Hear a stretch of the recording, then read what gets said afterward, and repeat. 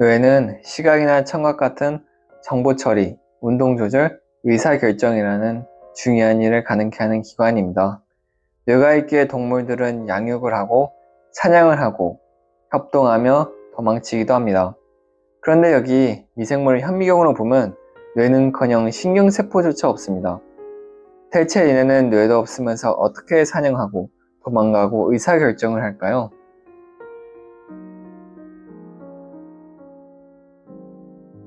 세균은 주변 환경을 탐지해 먹이가 있는 쪽으로 이동합니다.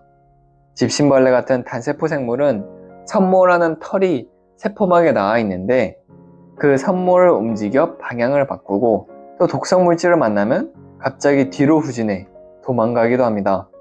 남세균은 빛을 향하여 움직이고 자성세균은 지구 자기장을 이용해 움직이죠. 심지어 어떤 세균들은 단독으로 행동하지 않고 수천, 수백만 마리가 모여 서로 신호를 주고받으며 집단을 형성합니다.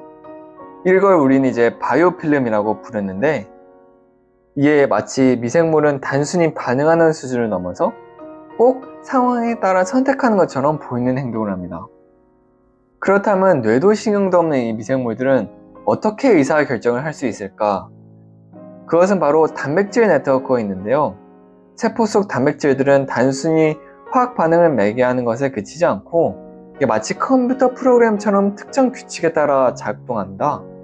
예를 들자면 조건문, 즉 if A then B의 원리와 비슷한데요.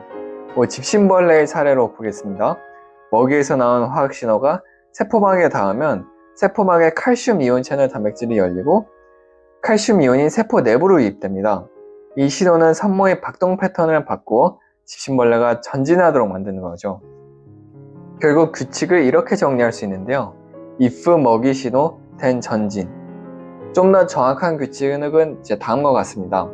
칼슘 이온 채널이 열리게 되면은 칼슘이 세포막을 투과해서 들어오게 되고 그러면 칼모듈린 단백질과 결합을 하게 됩니다.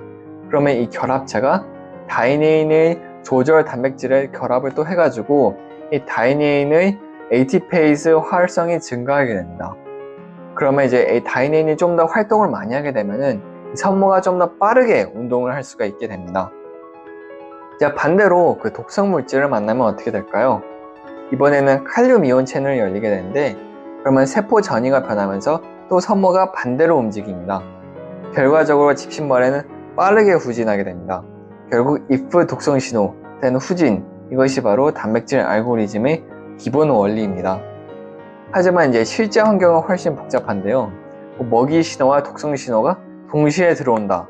그러면 집신벌레는 무엇을 우선해야 할까요? 바로 이때 단백질 네트워크는 여러 신호를 동시에 계산하고 우선순위를 정합니다. 예를 들어 먹이가 가깝지만 독성이 강하다면 생존을 위해 우선 도망가는 선택을 하겠죠. 또 다른 예시는 세균들의 집단 행동인데요. 세균들은 화학 신호 분자를 주고받으면서 자신들의 개체수가 어느 정도에 도달하는지 이게 계산을 할 수가 있습니다. 이를 쿼럼 센싱, 즉 군집 감지라고 하는데요. 그 세균은 이 신호를 기반으로 독성 물질을 생산하거나 바이오필름, 즉 이런 세포 뭉치 같은 거를 만들어 가지고 협력 행동을 하기도 합니다. 즉 단백질 네트워크는 단순한 반응이 아니라 일종의 분자 수준의 연산 체계라고 할 수가 있는 거죠.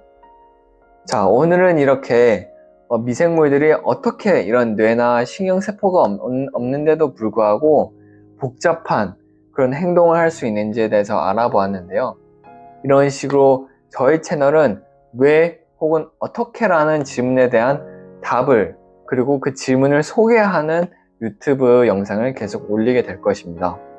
다음 유튜브 영상은 왜 무지개가 아치 형태에 있는지, 삼각형이나 어떤 직사각형 형태가 아니라 항상 보면은 꼭 아치 형태로만 있는지에 대해서 소개해 드리려고 합니다. 감사합니다.